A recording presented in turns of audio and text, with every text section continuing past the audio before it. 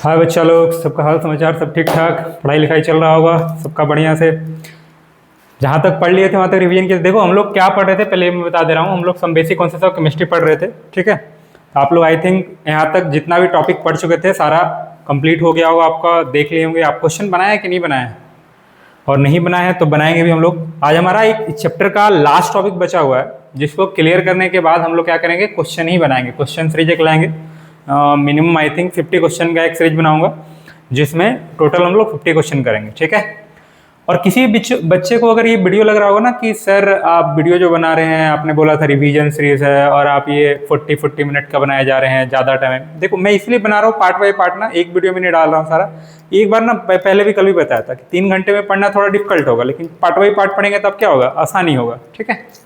और ये सिर्फ रिवीजन के लिए नहीं है, ऐसा नहीं है कि जो लोग पढ़ लिए वही पढ़ सकते हैं, ये सबके लिए पढ़ सकते हैं। मैं बेसिकली एकदम बेसिक से बताए हूँ एकदम, ठीक है। तो आप कोई भी बच्चे पढ़ सकते हैं, कोई जरूरी नहीं कि जो पढ़ लिए पहले से वही रिवीजन कर सकते हैं, जो पहली बार पढ़ रहे हैं वो भी पढ़ सकते हैं, कोई प्रॉब्लम नहीं है। देखिए पहले हम लोग देख लेते हैं कल क्या क्या टॉपिक पढ़ चुके थे, ठीक है। अपना टॉपिक क्या क्या है एक सेकंड के लिए हम लोग देख ले रहे हैं। देखिए हम लोग पिछले क्लास में स्टोइकियोमेट्री पढ़ चुके थे, ये हो चुका है हमारा। रेडियोमेट्री हो चुका है हमारा। तो बचा हुआ हमारा कौन सा, एक कंसंट्रेशन टर्म है, जो कि आज भी हम लोग क्या कर लेंगे, खत्म कर लेंगे, और ये चैप्टर हमारा खत्म हो जाएगा। अगले वीडियो में हम लोग इसके क्वेश्चन के बारे में पढ़ेंगे, ठीक है। देन आफ्टर नेक्स्ट वीडियो में हम लोग जाएंगे। अब देखो इसमें हम लोग लास्ट टॉपिक जो पढ़े थे वो था स्टोइकियोमेट्री, रेडियोमेट्री। हमारा रेडियोमेट्री का लास्ट टॉपिक था। लास्ट टॉपिक हमारा बचा हुआ है क्या, अब ये है कंसंट्रेशन टर्म। अब ये कंसंट्रेशन टर्म क्या होता है, पेन सेलेक्ट कर ले रहा हूँ थोड़ा सा, वन लो, इसका कलर चेंज कर ले रहा हूँ इसका, ठीक है। अब देखो इसमें क्या है, कंसंट्रेशन टर्म में क्या पढ़ना है हम लोग ये समझते हैं, ठीक है, कि कंसंट्रेशन टर्म का कंडीशन क्या क्या है, ये चीज़ को समझते हैं हम लोग। अब इसमें कंडीशन क्या क्या है ये समझो। पहले आई थिंक 9th क्लास में जब हम लोग पढ़ रहे थे, ठीक है, क्लास 9th में, तब वहाँ पे देखते थे क्या कंसंट्रेशन क्या होता था। तो टीचर पढ़ाया करते थे क्या, the amount of solute, the amount of solute present in 100 gram, sorry present in, either वो लिखा रहता था क्या 100 ग्राम, या तो हम लोग लिखते थे क्या यूनिट मास या यूनिट वॉल्यूम, ठीक है, यूनिट मास या यूनिट वॉल्यूम ऑफ सॉल्यूशन। यानी 100 ग्राम सॉल्यूशन में कितना सॉल्यूट प्रेजेंट। जैसे एग्जांपल के तौर पे अगर हम बोले, सपोज करो क्या कि 100 ग्राम मेरे पास शुगर सॉल्यूशन है, ठीक है, उसका कंसंट्रेशन 20%। इसका मतलब ये है कि 100 ग्राम शुगर सॉल्यूशन में 20 ग्राम क्या है, शुगर है। इसका मतलब यही है। तो ये पढ़ते थे 9th क्लास में, ठीक है। जबकि यहाँ पे कंसंट्रेशन टर्म को ना 2 पार्ट में हम लोग पढ़ते हैं, 2 पार्ट में डिवाइड कर दिया गया है। कौन कौन सा पार्ट है भाई, तो एक हमारा होता है टेम्परेचर डिपेंडेंट टर्म। क्या है, टेम्परेचर डिपेंडेंट टर्म, ठीक है। और दूसरा हमारा क्या है, टेम्परेचर इंडिपेंडेंट। अब ये डिपेंडेंट इंडिपेंडेंट टर्म क्या है, कैसे है। कुछ कंसंट्रेशन टर्म ऐसे हैं जो टेम्परेचर पे डिपेंड करेंगे, कुछ ऐसे हैं जो टेम्परेचर पे डिपेंड नहीं करेंगे, इंडिपेंडेंट है। तो सबसे पहला क्वेश्चन ये आता है दिमाग में, तो पता कैसे चलेगा कि कौन डिपेंडेंट है और कौन इंडिपेंडेंट है। तो देखो डिपेंडेंट और इंडिपेंडेंट जानने का सबसे आसान सा तरीका क्या है, यहाँ पे जब भी देखेंगे ना तो डिपेंडेंट वाले केस में ना आपको वॉल्यूम दिखाई देगा, ठीक है। क्या दिखेगा, वॉल्यूम। ये चीज आपको देखना है, बार बार वॉल्यूम का कहीं ना कहीं कंसिडर किया जाएगा, जबकि टेम्परेचर इंडिपेंडेंट टर्म में कभी भी आपको वॉल्यूम कहीं भी दिखाई नहीं देगा, ठीक है। ये एक थोड़ा सा पहचानने का क्या एक तरीका है। क्या क्या पढ़ना है पहले ये डिस्कस करते हैं, देन 1 by 1 हम लोग क्या करेंगे, पढ़ेंगे, ठीक है। तो सबसे पहला का हमारा टॉपिक क्या है, परसेंटेज वाले आते हैं, शुरू करते हैं। तो परसेंटेज वेट बाई वेट, दूसरा है परसेंटेज वेट बाई वॉल्यूम, तीसरा हमारा है परसेंटेज वॉल्यूम बाई वॉल्यूम, ठीक है। सॉरी, तो इसमें गड़बड़ कर दिया मैंने, ठीक है। गड़बड़ क्या कर दिए हैं कि ये टेम्परेचर, ये देखो weight by volume, weight volume, अभी पहचानने का तरीका बताएं कि वॉल्यूम वाल, ये क्या होगा, नहीं होगा। ये दिमाग में चला गया कि परसेंटेज वेट बाई वेट यहाँ पे नहीं होगा, ठीक है। परसेंटेज वेट बाई वॉल्यूम होगा, परसेंटेज वॉल्यूम बाई वॉल्यूम होगा, ये होगा। उसके बाद हम लोग ने पढ़ते हैं क्या, पीपीएम, पार्ट्स पर मिलियन। इसको क्या बोलते हैं, पार्ट्स पर मिलियन, ठीक है, पार्ट्स पर मिलियन, ठीक है, पीपीएम। साइज पेन का थोड़ा छोटा कर ले रहे हैं, ठीक है, पार्ट्स पर मिलियन, ठीक है। पार्ट्स पर मिलियन वेट बाई वॉल्यूम, फिर क्या होगा ppm वॉल्यूम बाई वॉल्यूम। उसी तरह से एक होता है ppb। अब देखो ये क्या है, तो पार्ट्स पर बिलियन है ये, ठीक है, हम शॉर्ट में लिख रहे हैं पार्ट्स पर बिलियन, ठीक है। ये क्या होगा वेट बाई वॉल्यूम और ppv volume by volume. Then after हम लोग को पढ़ना है molarity denoted by letter capital M। फिर पढ़ना strength capital S। Actually strength को ना कंसंट्रेशन टर्म में कंसिडर नहीं किया जाता, लेकिन हम लोग पढ़ेंगे क्योंकि कंसंट्रेशन टर्म से रिलेटेड है, इसलिए एग्जाम में आते हैं, ठीक है। Molarity strength. देन आफ्टर हम लोग को पढ़ना है नॉर्मैलिटी कैपिटल N, और एक पढ़ना है फॉर्मेलिटी। देखो फॉर्मेलिटी में ना थोड़ा सा गड़बड़ है, हम लोग को थोड़ा सा ये 12th क्लास का सेकंड नंबर चैप्टर जो है ना सॉल्यूशन, या फर्स्ट चैप्टर बोल सकते हो आजकल सिलेबस में है, ठीक है। तो उसमें एक क्वांटम फैक्टर होता है, वो पढ़ना पड़ता है, बट हम लोग पढ़ लेंगे इसको, ठीक है, समझ में आएगा, ठीक है। थोड़ा थोड़ा सा चीजें समझने का चाहिए, वो समझा दूंगा मैं, ठीक है। टेम्परेचर इंडिपेंडेंट टर्म की बात करेंगे तो क्या क्या पढ़ेंगे। अब देखो क्या छूट गया, सब वॉल्यूम वाला आ गया, मतलब इस सब में वॉल्यूम यूज हो रहा होगा एक क्वांटिटी। अब यहाँ पे देखोगे परसेंटेज वेट बाई वेट, दूसरा होगा क्या ppm वेट बाई वेट, फिर होगा ppv वेट बाई वेट, फिर यहाँ होता है एक मोल फ्रैक्शन, मोल का फ्रैक्शन निकालना, ठीक है, mole fraction denoted by letter x। उसके बाद क्या होता है, तो एक होता है हमारा क्या मोलालिटी, मोलालिटी इसको स्मॉल m, ठीक है। यहाँ देखो ना एक चीज का ध्यान रखना हमेशा, ठीक है, ये जो सिंबॉलिक रिप्रेजेंटेशन है बड़ा मस्ट है, ठीक है, कंफ्यूजन में रहते हैं बच्चे लोग, ठीक है। अब मान लो एग्जाम में कभी गलती से आ गया 5m, अब ये 5m, ये भाई 5 मोलारिटी दिया है और ये 5 क्या है मोलालिटी दिया है, ये मोलर है और ये मोलल है, इस बात का ध्यान देंगे, मोलल और यहाँ क्या है मोलर, ठीक है, इस बात का ध्यान देंगे, कंफ्यूजन में नहीं रहेंगे। तो ये सारे चीजें जो है ना हम लोगों को क्या करने हैं अभी पढ़ने हैं तत्काल, ठीक है, तुरंत हम लोग अभी ये पढ़ने वाले हैं। अब देखिए क्या है, ये सारे टॉपिक एक करके पढ़ेंगे। शुरुआत करते हैं, सबसे पहले हम लोग पढ़ेंगे किससे, टेम्परेचर डिपेंडेंट टर्म्स, ठीक है। तो एक स्लाइड ऐड कर रहा हूं, टेम्परेचर डिपेंडेंट टर्म, ठीक है। टेम्परेचर डिपेंडेंट टर्म में आप ध्यान से देखेंगे तो क्या क्या पढ़ना है। तो सबसे पहला हम क्या बताए थे, परसेंटेज वेट बाई वॉल्यूम, या तो परसेंटेज वॉल्यूम बाई वॉल्यूम। तो क्या लिखेंगे इसको, wait of solute, wait of solute divided by volume of solution into 100। Into 100 क्यों, क्योंकि परसेंट है, परसेंट का मतलब ही पर 100, सेंट का मतलब 100 पढ़े होगे वर्ड, ठीक है। सेंट, सेंट वर्ड बना, सेंचुरी सुने होगे, 100 में बनाते सेंचुरी, ये सेंट मतलब होता है 100, तो परसेंट यानी पर 100, ठीक है, पर 100 में कितना, ठीक है। अब देखिए उसी तरह से परसेंटेज वॉल्यूम बाय वॉल्यूम रहेगा, तो थोड़ा स्पीड में बढ़ा रहा हूँ, ठीक है, बेसिक सा चीजें सब पता होगा आपको। Volume of solute divided by volume of solution into कितना 100। उसी तरह से अगर हम बात करें पीपीएम की, अब एक साथ लिखूंगा मैं, ठीक है। पार्ट्स पर मिलियन की बात करें तो दोनों लिख सकते हैं, वेट या तो वॉल्यूम ऊपर होगा या तो नीचे वॉल्यूम होगा, ठीक है। तो हम लिख सकते हैं एक ही साथ में लिख रहा हूं, ठीक है, एक ही चीज है, वेट या तो वॉल्यूम ऑफ सॉल्यूट, न्यूमरेटर में या तो वेट होगा या तो क्या होगा वॉल्यूम होगा सॉल्यूट का, डिवाइडेड बाई नीचे हमेशा क्या रहेगा वॉल्यूम ऑफ सॉल्यूशन इनटू कितना पर मिलियन, पर 100 था तो इनटू 100 गया, यहां पर मिलियन है तो इनटू क्या होगा पावर 6, ठीक है, पर मिलियन है 10 टू द पावर 6। उसी तरह से तीसरी बात अगर करें हम तो पीपीबी है, ये क्या होता था भाई, तो वॉल्यूम, सॉरी इसमें वॉल्यूम या तो क्या वेट बाई वॉल्यूम, यानी weight either volume of solute divided by volume of solution into 10 to the power 9।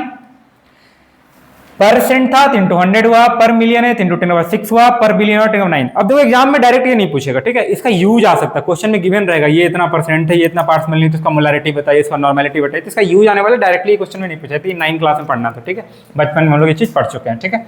आगे बढ़ते हैं, तो ये हो गया हमारा, अब इसका सिर्फ और सिर्फ क्या आने वाला है, यूज होने वाला है, ठीक है।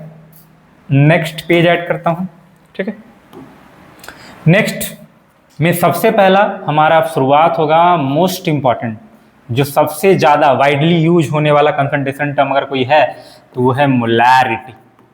अब यहां आराम से समझेंगे चीजों को, अच्छे से समझना है, स्टेटमेंट भी समझना है, ठीक है। कभी कभी क्वेश्चन में ना कंफ्यूजन क्रिएट हो जाता है, बच्चे कंफ्यूज हो जाते हैं, स्टेटमेंट भी मस्ट है, ठीक है। ये क्या है देखो, number of moles of solute, number of moles of solute इन पर लीटर वॉल्यूम ऑफ सॉल्यूशन, पर लीटर वॉल्यूम ऑफ सॉल्यूशन, ठीक है। ये देखो मैं यल लिख रहा हूं, ठीक ना, किन्हीं को कंफ्यूजन हो जाएगा, मे भी ऐसे मैं ऐसे थोड़ा सही कर दे रहा हूं, ठीक है। Moles, number of moles of solute इन पर लीटर वॉल्यूम ऑफ सॉल्यूशन, पर लीटर सॉल्यूशन में सोल्यूट का कितना मोल्स होता है। मान लीजिए 1 लीटर मेरे पास सॉल्यूशन है, जैसे मैंने कुछ देर पहले बताया था शुगर सॉल्यूशन की बात कर रहा था, ठीक है, कि 100 ग्राम शुगर का सॉल्यूशन था, तो उसमें 20 ग्राम 20% कंसंट्रेशन बताया था, तो 20 ग्राम शुगर था। उसी चीज को देखिए यहाँ पे, तो हम बोलेंगे क्या कि 1 लीटर मेरे पास शुगर सॉल्यूशन है और उसमें शुगर का 4 मोल है या 2 मोल है, तो बोलेंगे 2 मोलारिटी है, 4 मोलारिटी है, ठीक है। तो इस तरीके का, यानी पर लीटर सॉल्यूशन में सॉल्यूट कितना प्रेजेंट रहेगा, कितना मोल प्रेजेंट रहेगा, मास नहीं, कितना मोल प्रेजेंट है पर लीटर सॉल्यूशन में, उसी को हम क्या बोलते हैं, मोलारिटी बोलते हैं। अब इसको न्यूमेरिकली अगर रिप्रेजेंट करें तो हम चाहे तो लिख सकते हैं क्या, molarity is equal to number of moles of solute, number of moles of solute divided by volume of solution in litre. वॉल्यूम हमेशा किस में रहेगा, लीटर में रहेगा, क्योंकि पर लीटर के लिए डिफाइन होता है। अब इसको सिंबॉलिक रिप्रेजेंटेशन के तौर पे लिख रहे हैं, तो मोलारिटी को किससे डिनोट करेंगे, कैपिटल एम से, नंबर ऑफ मोल्स को किससे डिनोट करते हैं, एन से, और वॉल्यूम को किससे डिनोट कर रहा हूं मैं, VL, V for volume, L for litre, ठीक है। अब देखो, या तो एन बाई वीएल हो गया, आप तो चाहे तो मोल को क्या लिख सकते थे, याद करो पढ़े थे हम लोग, N is equal to given mass divided by molar mass. जब बेसिक मोल कंसेप्ट पढ़ रहे थे तो वहां पे पढ़े क्या, N is equal to given mass divided by molar mass. तो हम चाहे तो क्या लिख सकते हैं यहाँ पे, N इज इक्वल टू में given mass divided by molar mass into VL। अब मान लो कोई जरूरी तो नहीं है ना हर बार लीटर में दिया रहेगा, कभी ml में दिया रहेगा, तो आपको लीटर में कन्वर्ट करना पड़ेगा, ठीक है। कैसे कन्वर्ट करेंगे, तो W by M not into VL है, तो यहाँ पे क्या हो जाएगा, VML अगर मान लो हो गया, तो लीटर में करने के लिए क्या करोगे, बाई 1000, तो अब ये 1000 कहां चला जाएगा, ऊपर। मान लो यहाँ बाई क्या करेंगे हम, 1000 करने वाले थे, तो ये 1000 कहां चला जाएगा, सीधे यहां से उठ के, सॉरी सीधे देखो यहां से उठ के ये जाने वाला है किधर, मैं बता दे रहा हूं, ठीक है। इंटू ये यहां से यहां चला गया, तो इंटू क्या 1000, तो ये हो गया हमारा क्या, मेन फॉर्मूला। जनरली सबसे ज्यादा वाइडली यूज होने वाला अगर कुछ है तो ये वाला है, ठीक है। ये ज्यादा ये भी यूज हो सकता है, ये भी यूज हो सकता है, ये हमारा हो गया मेन फॉर्मूला, ठीक है। Molarity is equal to N by VL, यानी कि W by M not into VL, that is W into 1000 M not into VL। समझ में आ गया क्या क्या इसमें। ये हमारा गिवन मास ऑफ सॉल्यूट, मैं एक बार मेंशन कर दे रहा हूं, ये मास किसका, गिवन मास ऑफ सॉल्यूट, ये है सॉल्यूट का मास। ये क्या है भाई, molar mass of solute, solute का ही मोलर मास होगा क्योंकि गिवन मास सॉल्यूट का है, तो मोलर मास ऑफ सॉल्यूट। ये है वॉल्यूम ऑफ सॉल्यूशन, सही है, समझ में आ गया मोलारिटी क्या था। अब इसी के जैसा मिलता जुलता है स्ट्रेंथ हमारा, इसी के जैसा क्या है, मिलता जुलता हमारा क्या है, स्ट्रेंथ। अब स्ट्रेंथ क्या बोलता है उस पर ध्यान देते हैं, ठीक है। स्ट्रेंथ सुनने में थोड़ा लगता है क्या, स्ट्रेंथ बोले तो क्या, मजबूती वाली टाइप, ठीक है। अब देखो इसमें है क्या, स्ट्रेंथ में यहां बोलता है number of moles of solute in पर लीटर वॉल्यूम ऑफ सॉल्यूशन। पर लीटर सॉल्यूशन में सॉल्यूट का कितना मोल होता है, ये बोलता है वेट ऑफ सॉल्यूट, ठीक है। ये क्या बोलता है, वेट ऑफ सॉल्यूट इन पर लीटर वॉल्यूम ऑफ सॉल्यूशन। समझ में आ गया क्या अंतर है। हम बोले इसमें क्या, सपोज करो ग्लूकोज की बात कर रहे हैं, ठीक है। हम बोले कि 1 लीटर ग्लूकोज सॉल्यूशन में 2 मोल ग्लूकोज का प्रेजेंट है, और यहां पे बोल दे क्या कि 1 लीटर ग्लूकोज के सॉल्यूशन में 360 ग्राम ग्लूकोज, क्योंकि 1 मोल का मास कितना होता है 180 ग्राम होता है उस ग्लूकोज का, तो 2 मोल बोले हम तो क्या बोले 360 ग्राम हो सकता है, बस इतना ही अंतर है। वो मोल के लिए डिफाइन होता है, मोल के पर लीटर मोल कितना होगा, यहां बोलता है पर लीटर वेट कितना होगा उस चीज का। अब इसको न्यूमेरिकली रिप्रेजेंट कैसे करेंगे, तो हम डायरेक्टली शॉर्ट में लिख रहा हूं, ये मैं लिख रहा हूं डायरेक्ट ये फॉर्मूले पे लिख रहा हूं, स्ट्रेंथ इज इक्वल टू क्या लिखेंगे, wait of solute divided by volume of solution. लिख सकते हैं ऐसा कि नहीं लिख सकते, लिख सकते हैं। अब देखो ना यहाँ पे एक चीज बड़ा इंपॉर्टेंट है, ठीक है। जैसे हमारे लाइफ में, रियल लाइफ में इंपॉर्टेंट होता है ना रिलेशनशिप एक दूसरे के साथ, ठीक है, कि क्या किसके साथ रिलेशन है, अच्छा या खराब है, उसी तरह का यहाँ भी रिलेशनशिप का बड़ा इंपॉर्टेंस है। क्योंकि एग्जाम में क्या होता है ना, डायरेक्टली हो सकता नहीं कि गिवन सॉल्यूट दिया रहेगा, हो सकता है कभी मोलारिटी दिया रहेगा, स्ट्रेंथ पूछेगा, स्ट्रेंथ दिया रहेगा, मोलारिटी पूछेगा, नॉर्मेलिटी दिया रहेगा तो मोलारिटी पूछेगा, मोलारिटी दिया है तो नॉर्मेलिटी पूछ रहा है।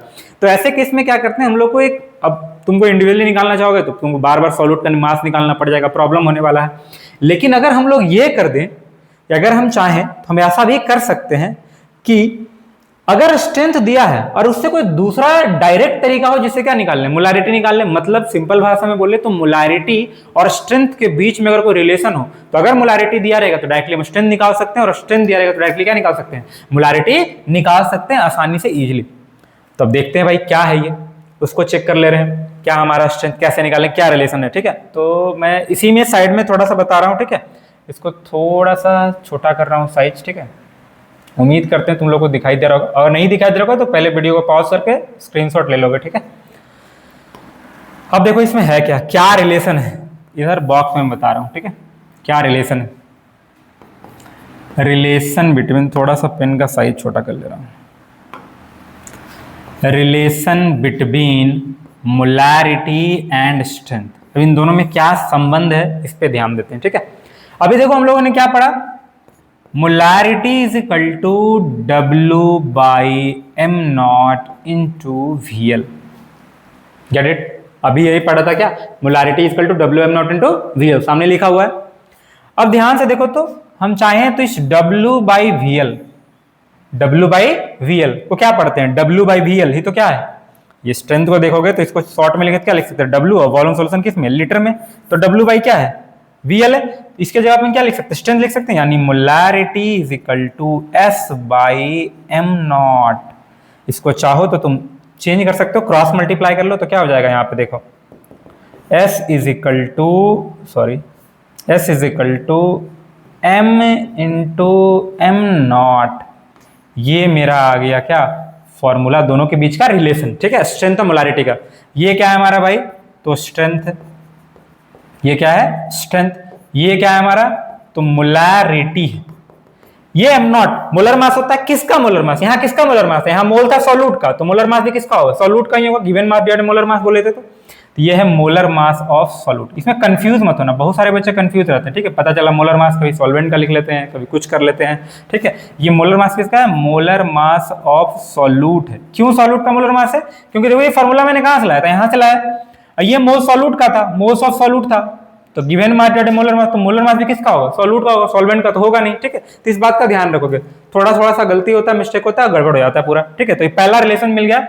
अगर स्ट्रेंथ दिया रहेगा, मोलारिटी पूछेगा, मोलर मास से डिवाइड कर देंगे, मोलारिटी दिया जाएगा, मल्टीप्लाई कर देंगे, क्या मिल जाएगा, स्ट्रेंथ मिल जाएगा। तो ये हमारे लिए आसान हो गया। ऐसे क्या करना पड़ता, स्ट्रेंथ दिया रहता तो पहले मास निकालो, मोल निकालो, फिर मोलारिटी निकालते, ठीक है।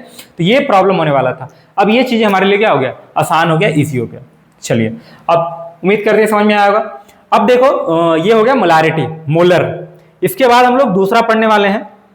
मोलारिटी के बाद हमारा टॉपिक था क्या, एक नॉर्मैलिटी।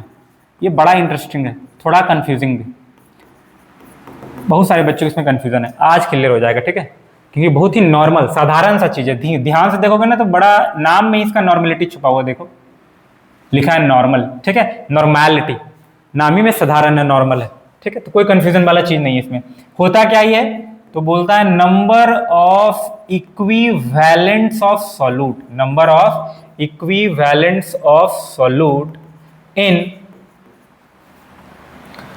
पर लीटर वॉल्यूम ऑफ सॉल्यूशन।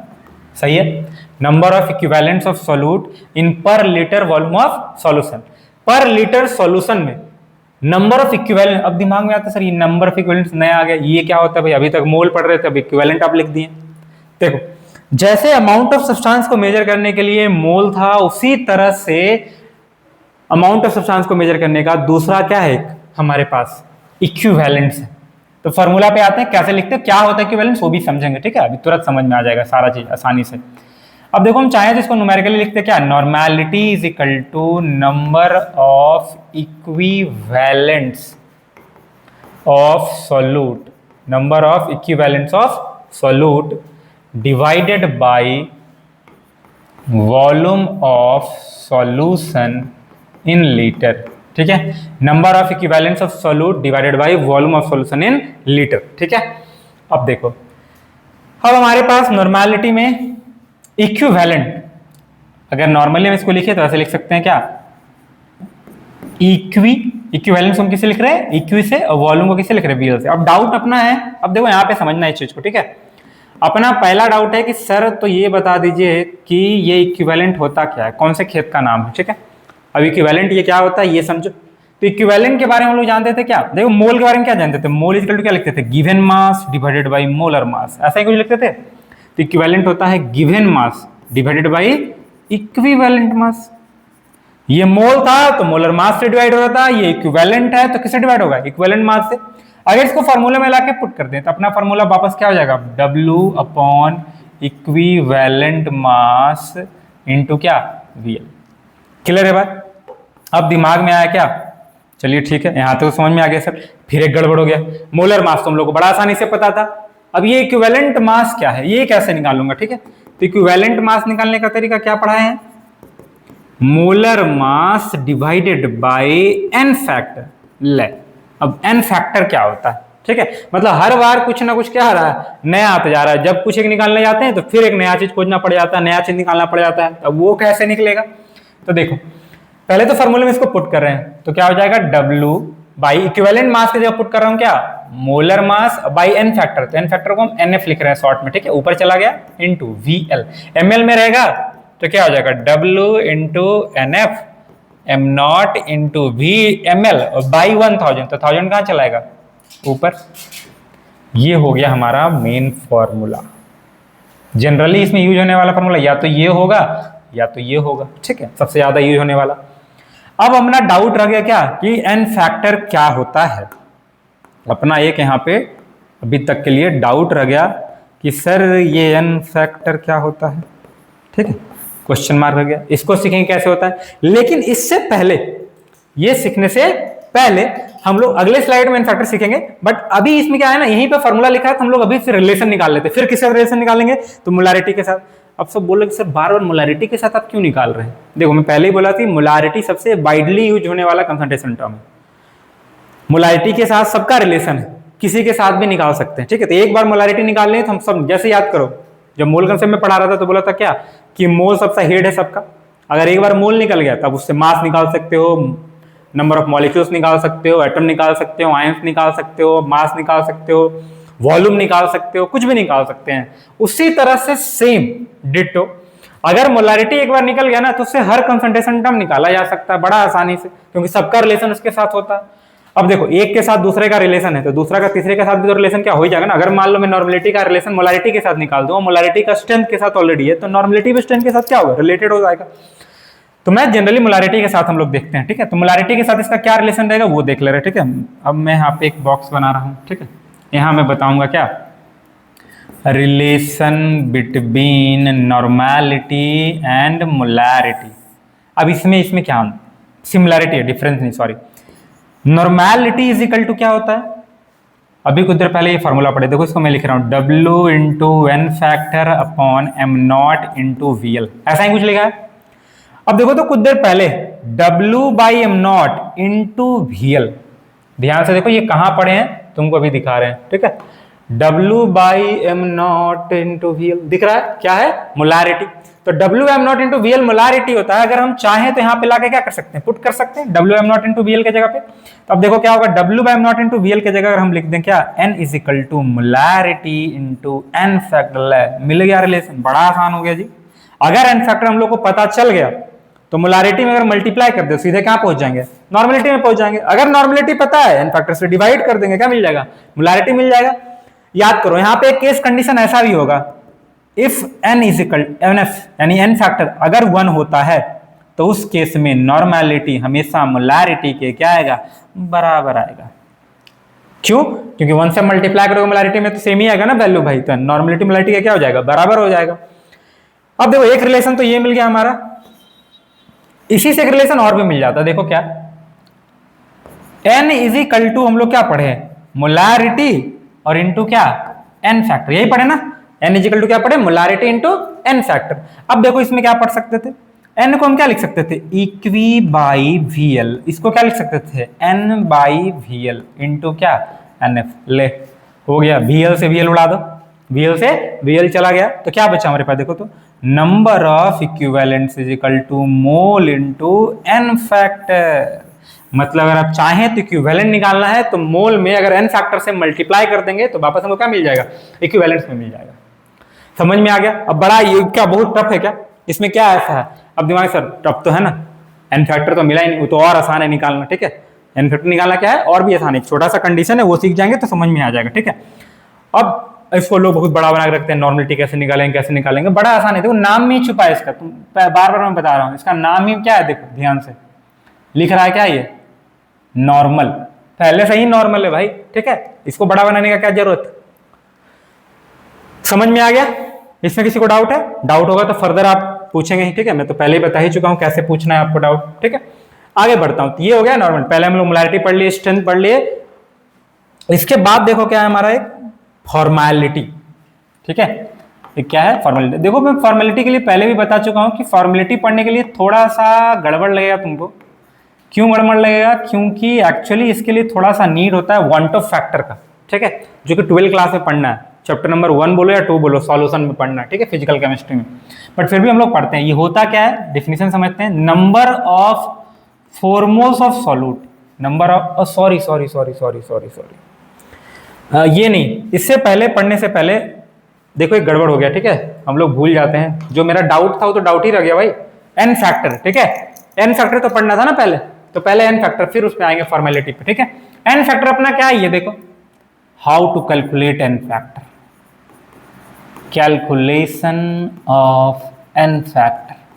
अब एन फैक्टर क्या होता है, कैसे निकालेंगे, देखो बड़ा आसान है, कंडीशन कुछ भाई याद रखना है बस। सबसे पहला, अगर कोई एसिड सॉल्यूट होगा, फॉर एसिड्स, अगर एसिड है तो उसके लिए एन फैक्टर क्या होता है, एसिड के लिए एन फैक्टर का कहानी सिंपल है, number of H plus ionisable ions, sorry ये लिखा हुआ आयोनाइजेबल, ठीक है, नंबर ऑफ H प्लस या तो H3O प्लस, ठीक है, जो लिखना लिखो, आयोनाइजेबल आयंस। मतलब कोई एसिड कितना H प्लस आयन देता है, कोई एसिड कितना H प्लस आयन दे रहा है, वही उसका क्या कहलाएगा, एन फैक्टर कहलाएगा। समझ में आ रहा है बात। दूसरा देखो, अगर हम बात करें बेस के केस में, फॉर बेस, तो क्या लिखेंगे एन फैक्टर के लिए, N factor is equal to number of OH minus ionizable ions, ठीक है। एग्जाम्पल के तौर पे समझना है तो समझ सकते हो, ठीक है। इसमें बहुत सारे बच्चों को कंफ्यूजन होता है, ठीक है, कंफ्यूजन क्या होता है मैं बता दे रहा हूँ, ठीक है। जैसे मान लो अब HCl लिखे तो एन फैक्टर कितना हो जाएगा 1, क्योंकि एक ही देगा। मान लो H2SO4 लिख दे तो क्या हो जाएगा एन फैक्टर 2। लेकिन गड़बड़ कब होता है एसिड में, जैसे मान लो हम लिख दे क्या, H3PO4 H3PO3 H3PO2, अब हो गया लोचा। लोग समझ गए क्या, हाइड्रोजन एक था तो सर एन फैक्टर 1 लिखे हैं, हाइड्रोजन 2 है तो एन फैक्टर सर कितना लिखे हैं, 2 लिखे हैं। अब हाइड्रोजन यहाँ 3 है तो एन फैक्टर इसका कितना होगा, 3 होगा। बोला बहुत अच्छी बात है। इसका हाइड्रोजन कितना है, तो 3 है, तो इसका एन फैक्टर कितना होगा, 3 होगा, इसका एन फैक्टर कितना होगा, 3 होगा, जबकि ऐसा नहीं है। अब ये हमारा गलत इंटरप्रिटेशन है, ठीक है, कि जितना हाइड्रोजन होता है वही उसका एन फैक्टर होता है, वो उसका एन फैक्टर नहीं है भाई। क्या लिखे स्टेटमेंट में, ध्यान से देखो, कितना H प्लस आयोनाइज हो रहा है उस एसिड का, वो एन फैक्टर कहलाएगा। उसके पास हाइड्रोजन कितना वो मैटर नहीं है, वो कितना आयोनाइज कर पा रहा है, कितना H प्लस रिलीज हो रहा है, उससे number of hydrogen N factor नहीं होता। अगर ऐसा लिखना रहता तो क्यों लिखते number of H plus ionize, direct लिख देते क्या कि नंबर ऑफ हाइड्रोजन, किसी कंपाउंड में जितना हाइड्रोजन रहेगा उस हिसाब से सारा हाइड्रोकार्बन क्या होता है, एन फैक्टर से डिफाइन कर लेते हैं हम लोग, ठीक है। जबकि ऐसा कुछ होता है क्या, नहीं होता। अब ऐसा क्यों हो रहा है, एक्चुअली ये गलत, सही क्या है, ये तो सही है, यहाँ 3 होगा, यहाँ 2 ही होता है। अब ऐसा क्यों, यहाँ ये भी गलत है, तो सही क्या है भाई, तो यहाँ बोलता है 1 होता है। अब ऐसा क्यों और कैसे, ये समझना है। इसके लिए आपको स्ट्रक्चर बनाना पड़ेगा। देखो H3PO4 का स्ट्रक्चर बनाएंगे तो सिंपली ऐसा होता है स्ट्रक्चर, समथिंग लाइक दिस।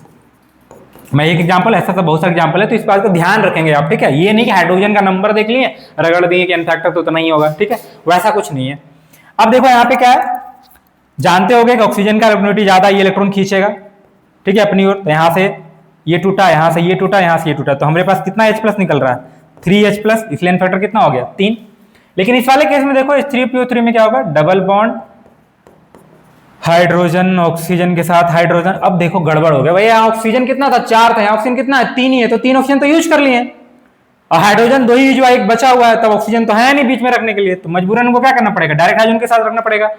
तो हाइड्रोजन ऑक्सीजन का ना बॉन्ड टूट रहा था, हाइड्रोजन फास्फोरस का थोड़ी टूट रहा था। तो यहाँ पे कितना मिलेगा हमको? 2H+। इसलिए एन फैक्टर कितना हो गया? 2।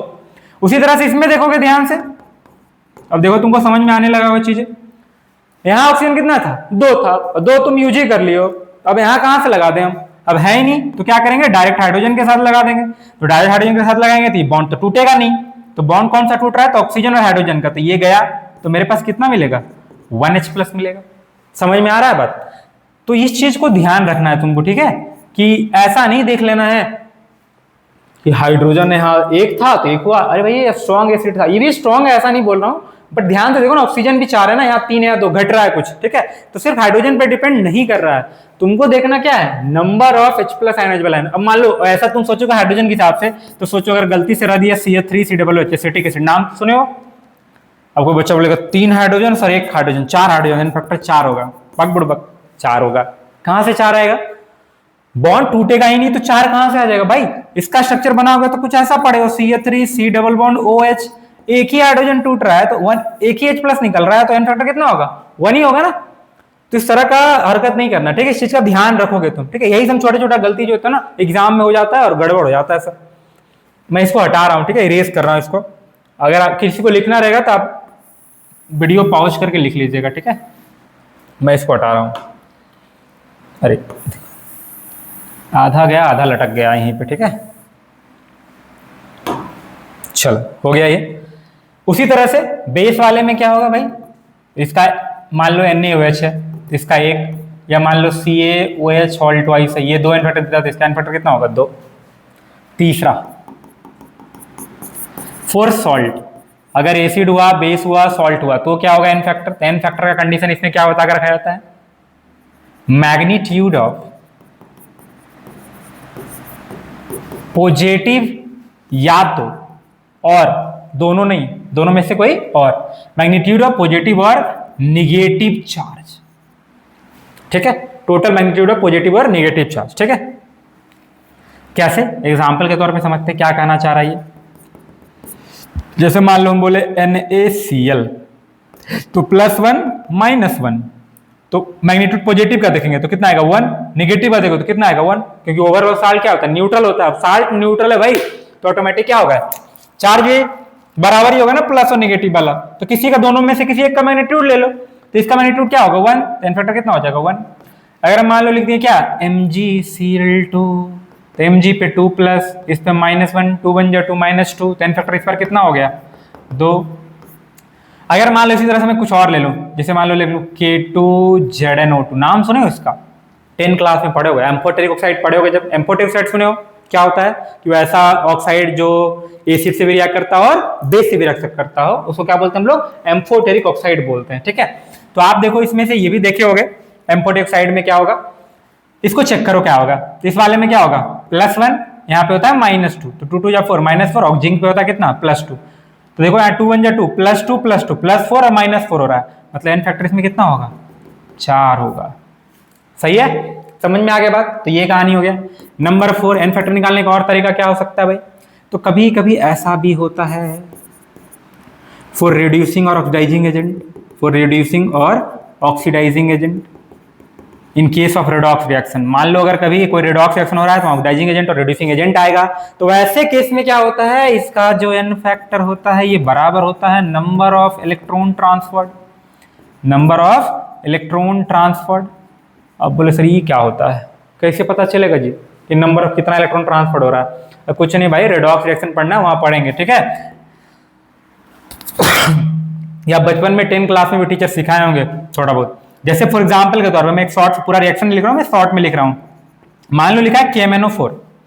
अब यहां पे देखोगे +1 और इस पे कितना आने वाला है? 4 2 8 -8, तो +8 चाहिए, तो +1 यहाँ होगा, इस पे कितना आ जाएगा? +7।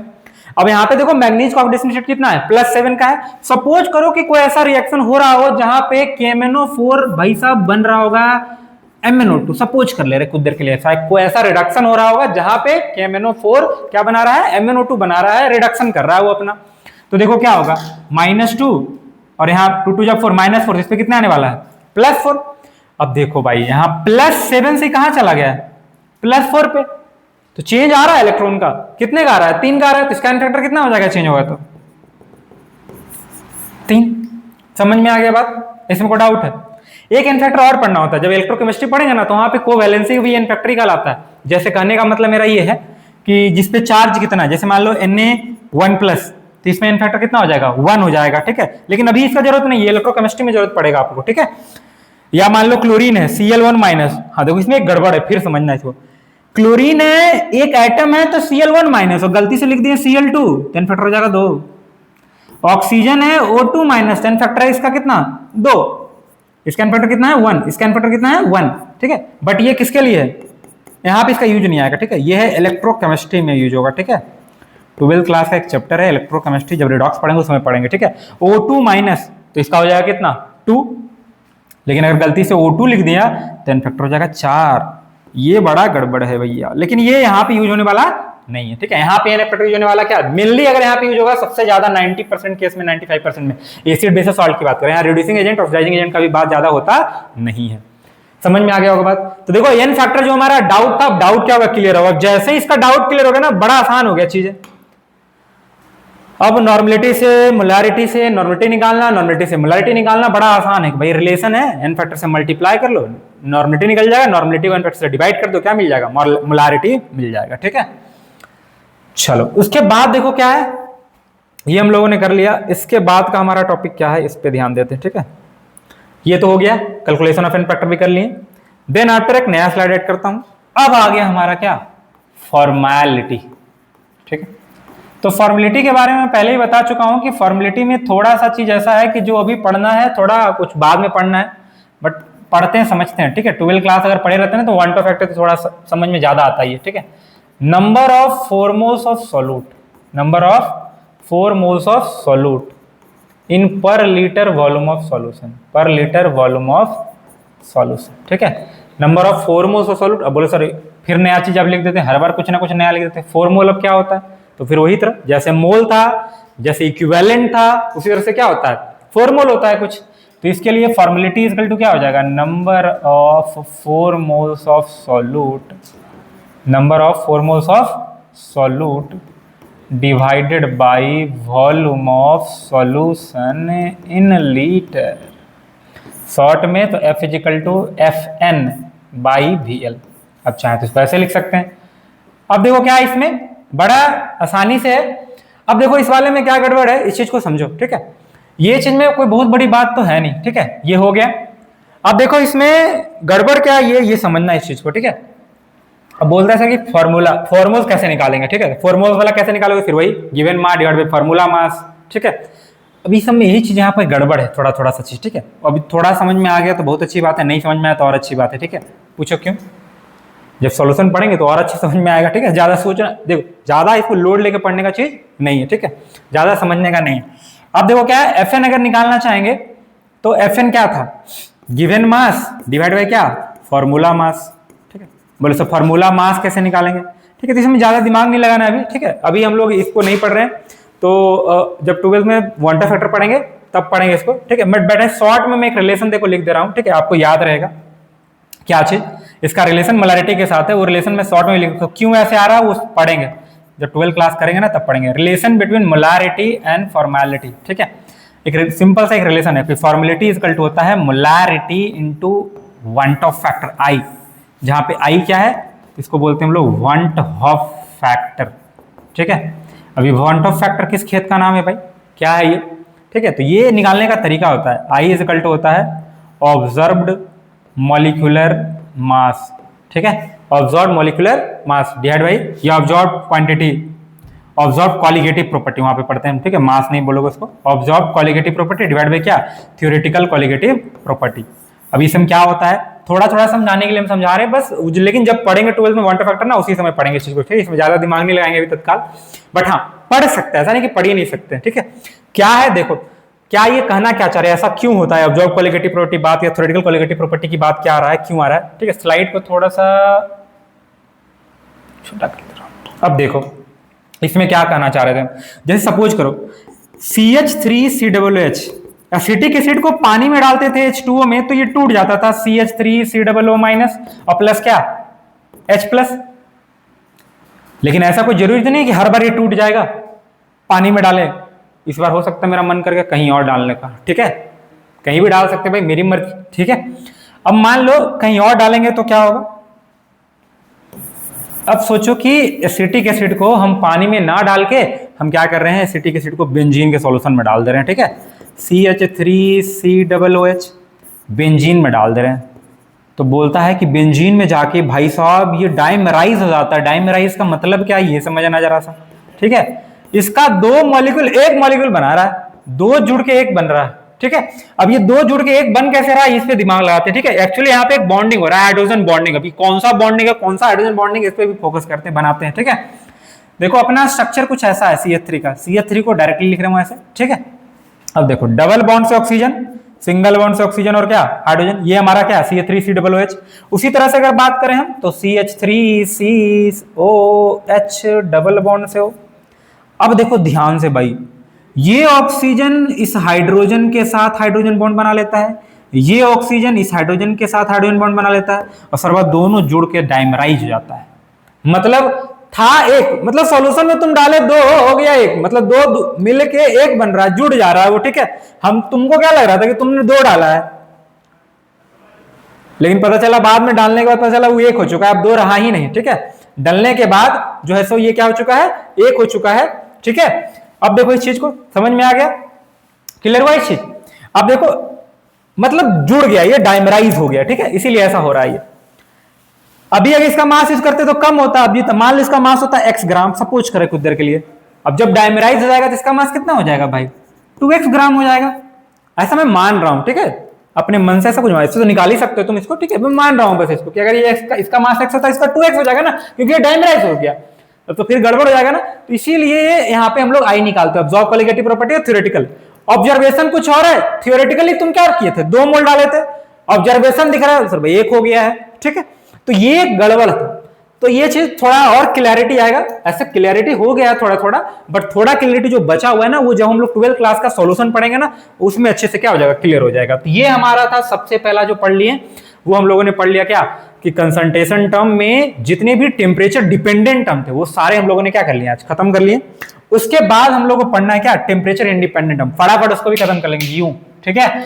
अब बस कुछ ही क्षणों में ये टॉपिक, ये चैप्टर हमारा क्या होने वाला है, खत्म होने वाला है। टेम्परेचर इंडिपेंडेंट टर्म, आप भी इस चैप्टर से आजाद होने वाले हैं आज, ठीक है। इंडिपेंडेंट टर्म, ठीक है, नाम ही इसका इंडिपेंडेंट है, आप भी आज इंडिपेंडेंट हो जाएंगे इस चैप्टर से, ठीक है। दोबारा कभी पढ़ने का जरूरत नहीं पड़ेगा, इंडिपेंडेंट टर्म, ठीक है। टेम्परेचर इंडिपेंडेंट, देखो एक चीज मैं बता रहा हूं, ठीक है, मैं कल ऑफलाइन क्लास में ये बता रहा था इस बच्चे को ये चीज, कि आप लोग पढ़ाई क्यों कर रहे हैं। लोगों का अगर सोचोगे तुम ध्यान से इस चीज को गौर करना, मेरे सेंटेंस में मैं क्या बोलने जा रहा हूं, लोग पढ़ाई क्यों कर रहे हैं। मेनली अगर देखा जाए ना तो बहुत हमको आई थिंक करोड़ों में, मिलियंस में एक होंगे जो एक्चुअली नॉलेज के लिए पढ़ रहे होंगे।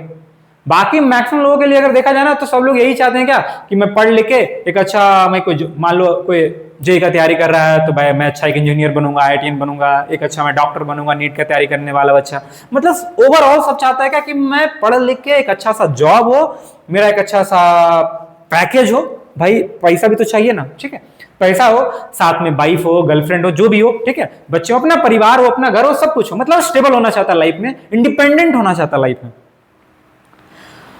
अब समझना इस चीज को, मैं जो बोल रहा हूं उसको गहराई से समझना, क्या बोलना चाह रहा हूं, ठीक है। लोग इंडिपेंडेंट होना चाह रहे हैं, बच्चे इंडिपेंडेंट होना चाह रहे हैं, लेकिन शुरुआत किससे कर रहे हैं भाई, इंडिपेंडेंट होने के लिए क्या कर रहे हैं, पढ़ाई कर रहे हैं, और पढ़ाई इंडिपेंडेंटली कर ही नहीं रहे हैं, पढ़ाई में आप डिपेंडेंसी शो करें, मतलब आप जिसके लिए, जिस चीज को करके आप इंडिपेंडेंट होना चाहते हैं, वो चीज शुरुआत ही आप डिपेंडेंसी शो करके करना चाह रहे हैं।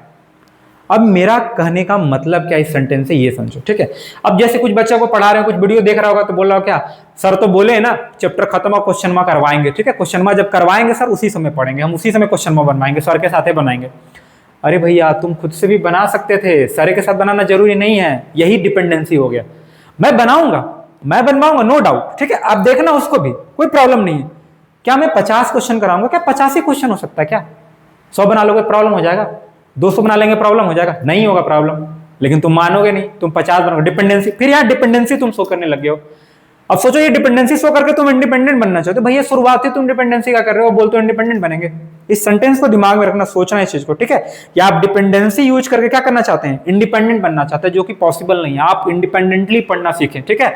आप, हम ये नहीं बोले कि बिना टीचर से पढ़े, आप पढ़िए, टीचर का हेल्प लीजिए, 20% लिए, टॉपिक पढ़ लिए, 1-2 क्वेश्चन देख लिए, देन आफ्टर आपको बनाना है, ना कि टीचर बना रहा है वो बैठ के देख रहे हैं, वो ज्यादा इंपॉर्टेंट नहीं है। आप कितना बनाते हो इंपॉर्टेंट। और ये भी मैंने बोल रहा हूं कि आप 50 क्वेश्चन बनाइए, 10 क्वेश्चन बनाइए। मैं तो हमेशा बोलता हूं क्या 10 क्वेश्चन बनाना इंपॉर्टेंट नहीं, एक क्वेश्चन बनाइए जो 10 क्वेश्चन के बराबर हो, सारा कंडीशन एक ही क्वेश्चन में लग जाए, इससे बड़ी बात और क्या हो सकती है, ठीक है। चलो आगे बढ़ते हैं, टेम्परेचर इंडिपेंडेंट टर्म में आते हैं। इंडिपेंडेंट आजाद होना, ठीक है, ये टॉपिक खत्म, चैप्टर से भी आजाद हो जाओगे तुम, ठीक है। अब क्या देखो इंडिपेंडेंट टर्म में, वही वाला बताया था मैंने पहले भी, ठीक है, कि वॉल्यूम इसमें दिखाई नहीं देगा, ठीक है। डिपेंडेंट वाले में दिखाई दे रहा था, यहाँ पे दिखाई नहीं देगा ये। अब देखो क्या क्या पढ़ना है, तो पहला पढ़ना है वो क्या, परसेंटेज वेट बाई वेट। तो wait of solute divided by weight of solution, वहां नीचे हमेशा वॉल्यूम होता था, यहाँ क्या रहेगा, वेट रहेगा, वॉल्यूम का बातें नहीं होगा, इनटू कितना 100। अगर हम बात करें पीपीएम वेट बाई वेट की, तो क्या हो जाएगा जी, weight of solute divided by weight of solution. चलो मैं लिख ही दे रहा हूं, ठीक है, ये बच्चों को कंफ्यूजन हो जाएगा, ठीक है। मैं लिख दे रहा हूं यहाँ पे, wait of solute divided by weight of solution into 10⁶। PPB आएगा तो वेट बाई वेट, तो क्या लिखेंगे, wait of solute divided by weight of solution into 10⁹। सही है। पर मिलियन था 10⁶ पर, अरे कुछ नहीं किया, वही जो बताया था पहले भी, वही चीज यहाँ भी हो रहा है, बस अंतर वहां वॉल्यूम था, यहाँ पे क्या हो गया, वेट हो गया, बस यही अंतर है, ठीक है। इसमें ज्यादा समय वेस्ट नहीं करेंगे, आगे बढ़ते हैं, ठीक है। इस वाले चलो यहीं पे पढ़ लेता हूं, ठीक है, एक और टॉपिक हमारा यहीं पे खत्म हो जाएगा, मोल फ्रैक्शन। अब दूसरा ये फ्रैक्शन का होता है, मोल का फ्रैक्शन कहाँ पूछता है जी, एक्स से डिनोट करते हैं। मोल फ्रैक्शन क्या है भाई, देखो फ्रैक्शन बचपन में पढ़े थे, याद करो ऐसा, ठीक है। बचपन में 3-4 में पढ़ना रहता था, ऐसा सर्कल हुआ करता था, ऐसा कुछ हुआ करता था, टीचर बताते थे कि देखो इसमें 2 कलर पार्ट है, साइडेड पार्ट है, सपोज करो 3 इसमें साइडेड पार्ट है, तो टीचर पूछते करते थे ना, ऐसा पूछा करते थे, बताओ इसका फ्रैक्शन क्या होगा, साइडेड पार्ट का, अनसाइडेड पार्ट का। तो साइडेड पार्ट का फ्रैक्शन लिखना चाहोगे तो क्या लिखोगे तुम, कितना साइडेड पार्ट होता है, 1 2 3, तो 3 डिवाइड बाई कितना करते थे टोटल, 3 4 5 6 7 8, तो 3/8। अनसाइडेड का पूछता तो कितना आता, 5/8। ये है साइडेड का, ये किसका है, ये है अनसाइडेड का, ये है किसका, साइडेड वाले लोगों का।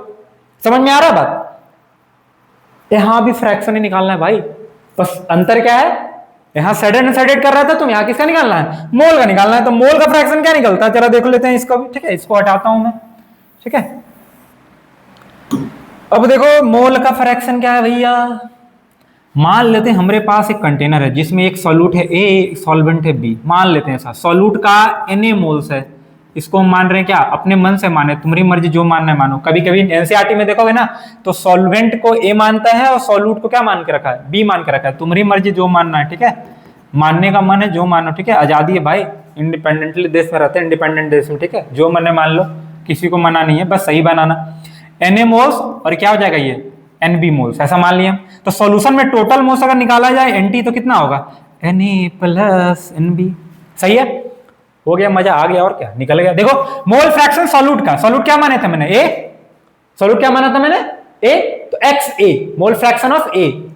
तो जिसका मोल निकालते हैं उसका मोल ऊपर, यानी moles of Na divide by क्या, टोटल मोल, टोटल मोल बोले तो क्या Nt, Nt का वैल्यू क्या आता है, Na प्लस Nb, यानी टोटल क्या होगा, Na upon solute plus solvent का मोल। दिख गया ना, वही टोटल था ना, साइडेड पार्ट का फ्रैक्शन, अनसाइडेड पार्ट का fraction, sided part divide by total, sided plus unsided, यहां भी वही हो गया। तो XB इज इक्वल टू क्या हो जाएगा, NB। अब मोल फ्रैक्शन B का निकाल रहे हैं, यानी सॉल्वेंट का, तो B डिवाइड बाय क्या, टोटल मोल्स। तो टोटल मोल्स क्या होगा जी, देखो NB upon Na plus NB। सही है, निकल गया ये भी। अब यहाँ एक राज का बात है, ठीक है, बड़ा इंपॉर्टेंट है भाई, सॉल्यूशन में इसका ग्राफ बनता है, बड़ा यूज है इसका, ठीक है, याद रखना, यहाँ भी यूज होगा। x प्लस एक्स बी का वैल्यू होता है 1। बोले सर ये कैसे होगा, इतना बड़का बड़का नंबर को आप ऐड कर रहे डिवाइड कर रहे 1 कैसे आ सकता है? आ सकता है उसी तरह से जैसे देखो साइडेड पार्ट का फ्रैक्शन, अब प्लस क्या आया था, अनसाइडेड पार्ट का फ्रैक्शन, इसको ऐड करोगे तो कितना आएगा, देखो ध्यान से 3 + 5 8/8 कितना रहा है 1। सेम कहानी तो यहाँ भी हो रहा है भाई, सेम कहानी क्या है, यहाँ भी तो वही है ना। देखो क्या होगा, कैसे होगा समझो। अगर हम देखो करते हैं क्या, Na बाई क्या पढ़े हो Nt और प्लस Nb बाई क्या Nt। Nt अगर एलसीएम लेंगे तो क्या होगा, Na प्लस Nb, और Na प्लस Nb का वैल्यू क्या होता है Nt, तो Nt बाई Nt कितना आ गया 1। समझ में आ गया बात, ये क्लियर हो गया। चलो ठीक है आगे बढ़ते हैं। अब एक लास्ट हमारा पढ़ना है, उसके बाद क्या हो जाएगा, ये हमारा चैप्टर टॉपिक खत्म हो जाएगा। लास्ट हमारा है मोलालिटी, ये तुरंत 5 मिनट में क्या हो जाएगा, खत्म हो जाएगा, कहानी खत्म अपना। Temperature independent molality, small m से डिनोट करते हैं, ये क्या होता है, देखो मोलालिटी क्या था, नंबर ऑफ मोल सोल्यूट इन पर लीटर ऑफ सॉल्यूशन, ठीक है, पर लीटर सॉल्यूशन में कितना सोल्यूट का मोल है, ये क्या बोलता है, number of moles of solute, number of moles of solute इन पर केजी वेट ऑफ सॉल्वेंट। पर केजी सॉल्वेंट में कितना सॉल्यूट का मोल होता है, ये बोलता है मोलालिटी होता है। मोलालिटी क्या बोला था, पर लीटर सॉल्यूशन में कितना मोल होता है, ये बोलता है पर केजी सॉल्वेंट में कितना मोल होता है सॉल्यूट का, ये क्या कहलाता है, मोलालिटी कहलाता है। तो न्यूमेरिकली अगर इसको लिखा जाए तो मोलालिटी इक्वल टू क्या लिखेंगे, नंबर ऑफ मोल सोल्यूट को किससे लिखेंगे आप, n से लिखते हैं, तो n divided by W of kg in क्या सॉल्वेंट। इसको चाहे तो शॉर्ट में आप ऐसे भी लिख सकते हो क्या, मोल को क्या लिखते हैं, गिवन मास डिवाइड बाई क्या molar mass into W kg solvent. Gram में दिया रहेगा तो ऊपर क्या कर लेना 1000 कर लोगे, बस बात खत्म हो गया, यही तो फॉर्मूला है, और तो कोई फॉर्मूला क्या है ही नहीं है। समझ में आ रहा है बात, क्लियर है सब, ये कोई बहुत बड़ी चीज है नहीं, ठीक है। अब इसका रिलेशन पढ़ना है अपना, लास्ट वो पढ़े, कहानी क्या हो जाएगा खत्म, ठीक है। इसका रिलेशन क्या है अगले स्लाइड में देख रहे हैं, ठीक है। रिलेशन के लिए क्वेश्चन हम लोग यूज करते हैं, ठीक है, तो हमको समझ में आ जाएगा बड़ा आसानी से, ठीक है। हमारे पास देखो क्या है, एक क्वेश्चन है, उसी से रिलेशन निकाल लेंगे, यानी टॉपिक अपना पढ़ रहा है एक्चुअली में relation between molality and mole fraction. क्या रिलेशन निकालने के लिए क्या करेंगे, एक क्वेश्चन लिख रहा हूं मैं, ठीक है। क्वेश्चन क्या है देखो, लिख रहा है solution of NaOH and water is prepared, water is prepared, a solution of NaOH and water is prepared in which mole fraction of NaOH is 0.4। कितना है 0.4 है, मोल फ्रैक्शन NaOH का कितना है 0.4 है। Then find molality, then find क्या molality. देखो इसको क्वेश्चन को सॉल्व करेंगे ना, इसी के सॉल्यूशन से अपना क्या मिल जाएगा, इसका रिलेशन मिल जाएगा। कैसे नहीं लगा, देखो मोल फ्रैक्शन NaOH का दिया हुआ है, समझना इस चीज को, 0.4 दिया हुआ है। मोल फ्रैक्शन का फॉर्मूला क्या पढ़े थे, देखो क्या इसको ऐसे लिख सकते हैं हम, मोल्स ऑफ NaOH, ये NaOH लिखा हुआ भाई, ठीक है, डिवाइडेड बाई क्या total moles is equal to 0.4। अगर हम ऐसा करें, लेट कर ले अपने मन से, मान ले let total moles is equal to 1, मान सकते हैं, मेरी मर्जी, मान लिए। अब देखो 1 मान ली जैसे टोटल मोल्स को, तो यहाँ 1 पुट करोगे तो मोल्स ऑफ NaOH क्या आ गया भाई, NaOH का मोल्स आ गया 0.4। ले एक चीज तो मिल गया, अपना काम हो गया, ठीक है। अपने को निकालना क्या था मोलालिटी, तो मोलालिटी के लिए फॉर्मूला क्या पढ़े थे, moles of solute divided by W kg solvent. Solute का मोल चाहिए, सॉल्वेंट का मास चाहिए, तो सॉल्यूट का मोल तो मिल चुका तुमको 0.4, यही सॉल्यूट था NaOH। अब पानी है सॉल्वेंट, सॉल्वेंट का मास कैसे निकलेगा नहीं पता, निकालेंगे कैसे, देखो टोटल मोल्स कौन पता है, और NaOH का मोल पता है हमको कितना, देखो तो 0.4, NT1 NaOH 0.4, तो बचा क्या है पानी है ना जी, 1 माइनस 0.4 बोले तो कितना 0.6 मोल। पानी का मोल आ गया, पानी का मास नहीं निकाल सकते हैं, निकाल सकते हैं, W इक्वल टू क्या हो जाएगा N इंटू m0, 0.6 इंटू पानी का मास कितना होता है जी 18, लेकिन ये किसमें आया ग्राम में, हमको चाहिए W केजी में, तो क्या लिखेंगे 0.6 इंटू 18 डिवाइडेड बाई 1000, इतना केजी पकड़ गला के रख दो यहाँ पे, मिल जाएगा रिलेशन। सॉल्यूशन तो हो गया, सॉल्यूट का मोल कितना 0.4 डिवाइडेड बाई क्या लिखोगे 0.6 इंटू 18, और ऊपर में क्या लगा चलेगा 1000, ठीक है। देखो इसको सॉल्व कर लोगे ना तो यहां से इसका आंसर आ जाएगा, लेकिन अपने को रिलेशन निकालना था। रिलेशन क्या है वो समझना, देखो बड़ा इंपॉर्टेंट है, अच्छे से समझना। देखो हम इसको क्या लिख रहे हैं, m is equal to 0.4 into 1000 upon 0.6 को लिख सकते हैं 1 माइनस 0.4, 0.6 को 1 माइनस 0.4 लिख देते 0.6 ही आएगा ना, इंटू कितना है 18। अब देखो इसका क्या रिलेशन लिखेंगे, m is equal to 0.4 question में क्या दिया था भाई, मोल फ्रैक्शन किसका, सॉल्यूट का, NaOH क्या था, सॉल्यूट था ना, तो देखो रिलेशन मिल गया, mole fraction of solute into 1000 upon 1 minus mole fraction of solute into 18 क्या था, मोलर मास था, किसका, पानी का, पानी क्या था, सॉल्वेंट, बोले तो मोलर मास ऑफ सॉल्वेंट। समझ में आ गया बात, बड़ा आसान है रिलेशन भैया, दिख गया। कोई बोलता है सर ये तो गलत बात है, आपने रिलेशन निकाल दिया मोलारिटी का, मोल फ्रैक्शन से, सॉल्यूट का मोल फ्रैक्शन दिया हुआ, सॉल्वेंट का दे देगा तो क्या करेंगे, अब कुछ नहीं करना है। अभी कुछ देर पहले तो बताए थे मोल फ्रैक्शन सॉल्यूट का और सॉल्वेंट का कितना होता है, 1 होता है। सॉल्वेंट का देगा तुम 1 में माइनस करके सॉल्यूट का निकालना, पुट कर लेना, निकल जाएगा मोलारिटी, का इतना टेंशन लेना है जी, बात समझ में आ गया। तो इसमें ज्यादा टेंशन लेने की बात नहीं है, आसान सा, सॉल्वेंट देगा 1 में माइनस करके सॉल्यूट वाले में पुट कर लो, कोई दिक्कत नहीं है। तो यही हमारा कंसंट्रेशन टर्म था, जो कि हम सारा क्या कर लिए, हम लोग पढ़ चुके हैं।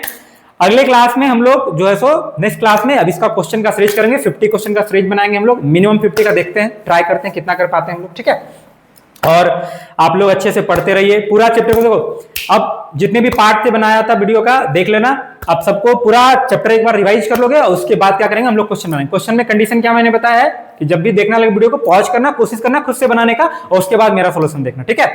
समझ में आ गया बात। और दूसरा चीज सेंटेंस याद रखना जो मैंने बताया, इंडिपेंडेंट बनने के लिए शुरुआत डिपेंडेंसी से नहीं करना, इंडिपेंडेंसी से करना है। कैसे करना है वो मैंने सीखा। इंडिपेंडेंट होने का मतलब क्या है, हम ये नहीं बोले किसी टीचर को छोड़ दो, तुम कहीं पढ़ना जाना छोड़ दो, ये नहीं बोल रहा हूं मैं।